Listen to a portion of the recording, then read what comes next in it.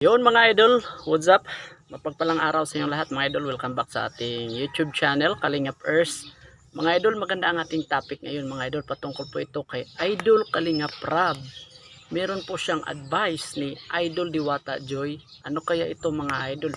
At yan po ay sama-sama nating tutukan mamaya mga idol ha.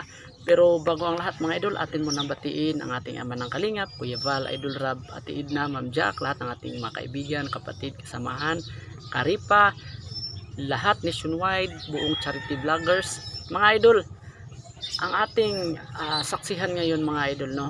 Itong advice ni Idol Kalingap Rab patungkol kay Diwata Joy. At ito ay patungkol sa kanyang YouTube channel, no? Kung paano ito pagaganahin, no?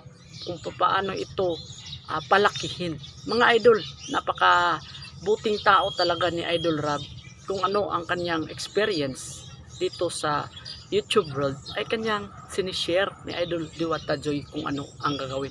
Mga idol, hindi na po natin papatagalin pa. Ito ay para sa inyo, so please watch this.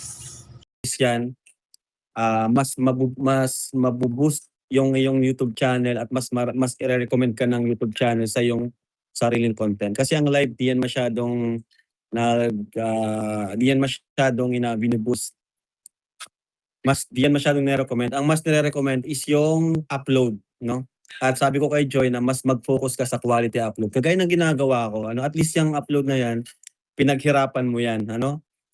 Sa live kasi hindi talaga siya nire-recommend kasi ang live wala naman siyang kumbaga wala siyang istorya, wala siyang flow, shout out lang. Pero pwede yun paminsan-minsan lang. Kagaya ko, paminsan-minsan nagla-live ako. So sabi ko, kung ma-live siya, bihira lang. Mas better pa rin na mag-focus siya sa upload. Kagaya ni Carla, no? Si Carla, ayan. So at least yung mga upload na yun, talagang pinaghirapan niya. At yung kikitain nun, pinaghirapan niya talaga.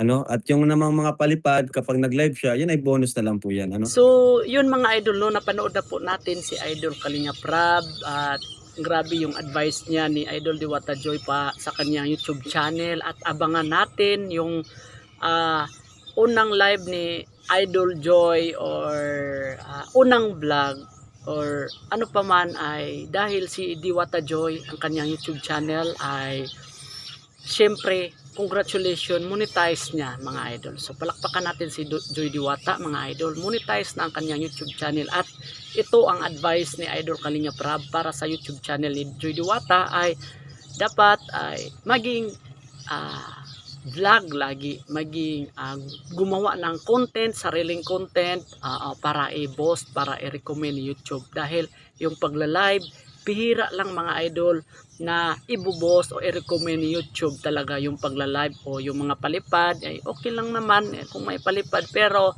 talagang kung gustong lumaki ang inyong YouTube channel dapat may sariling content at dapat palaging mag-uploads yun po o sinishare niya yung tulad ni Carla mga idol, di ba?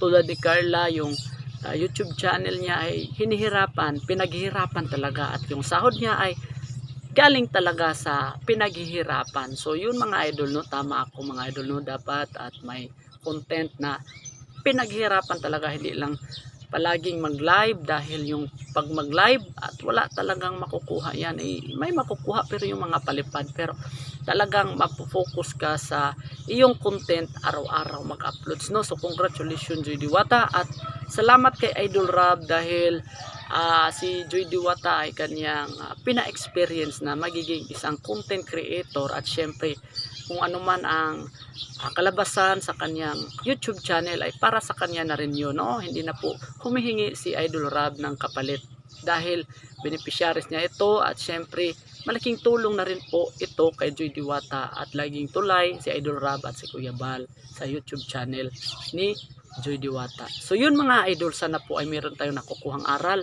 sa panibago nating episode sa vlog na ito ni Kalingap Earth. So sana po ay huwag kalimutang mag-like, comment, share at subscribe at i-on ang notification bell para lagi kayong updated mga idol sa susunod nating mga uploads. Ingat kayo lagi mga idol. To God be all the glory. Bye bye. God bless.